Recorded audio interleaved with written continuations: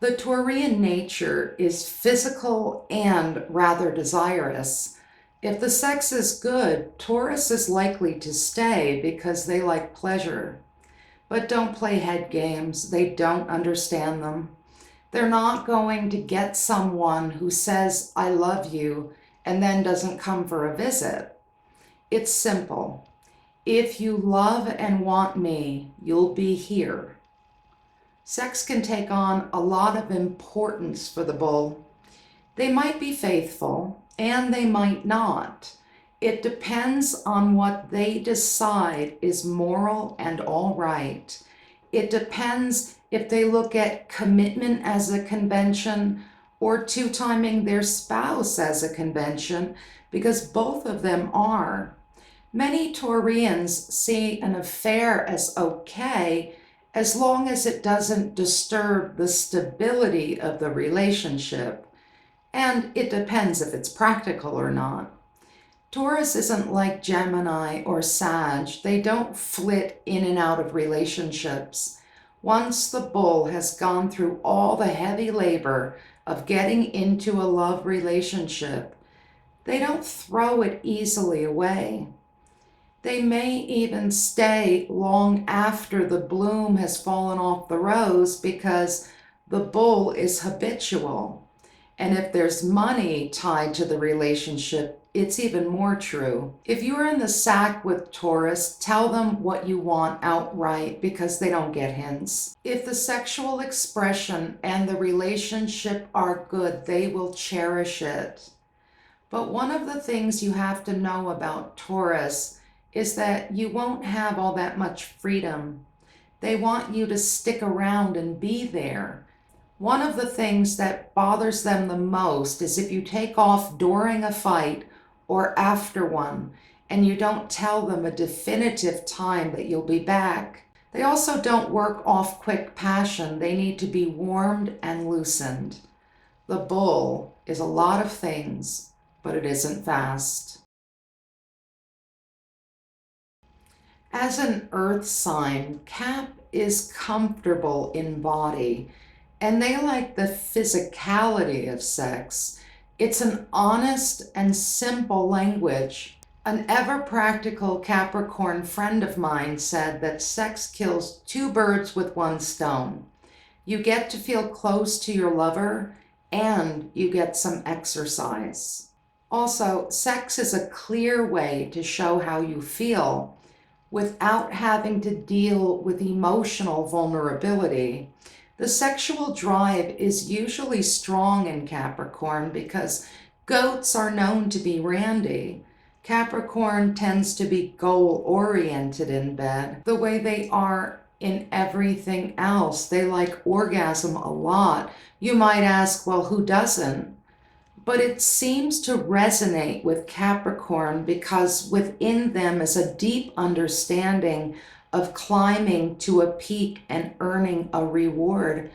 I remember on this very desk with a Capricorn I met at the gas station down the road, he didn't just take me to the peak of the mountain. That was a whole mountain range.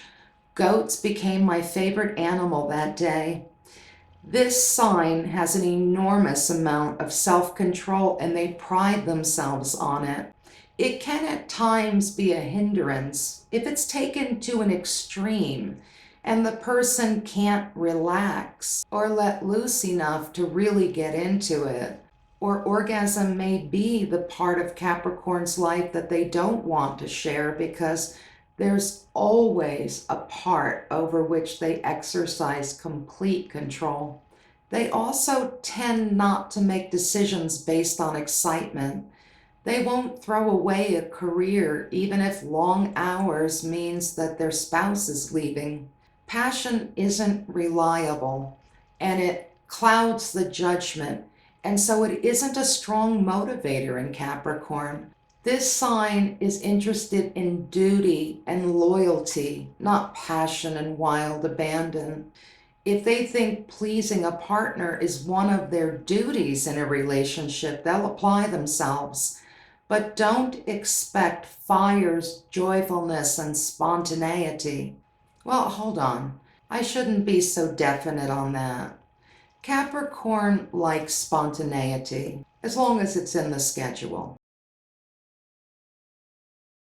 Virgo enjoys taking in information and likes instruction, so they'll often have sex manuals on the nightstand. They just like knowing things, and there's a lot to know about sex. In fact, it falls into the category of mysterious and unknowable. And one of the ways that Virgo deals with uncertainty is by studying and becoming informed. This is an earth sign, so it's practical. I once heard a Virgo say that she wanted to give her lover oral sex, but needed to see if she liked it first, so she invited a guy from her building upstairs to practice. She decided that if she was going to gag or throw up, she didn't want it to be in her lover's lap. Some might say that's a strange information gathering experiment, but Virgo will take an unconventional path if it works. Virgo can be a very sensitive lover. This sign picks up on subtleties, and they examine every part of the lovemaking they were just involved in to figure out what worked and what didn't. Virgo is generally thought to be a rather cool sign, but that's just because they tend to stay away from passion and whirlwind romances and other big energies that are too unpredictable for their comfort. They repress any chaotic passion they may feel. What we deny in ourselves is usually what we seek in a partner. So Virgo will go for someone a little more daring and fluid and intuitive and imaginative and irresponsible.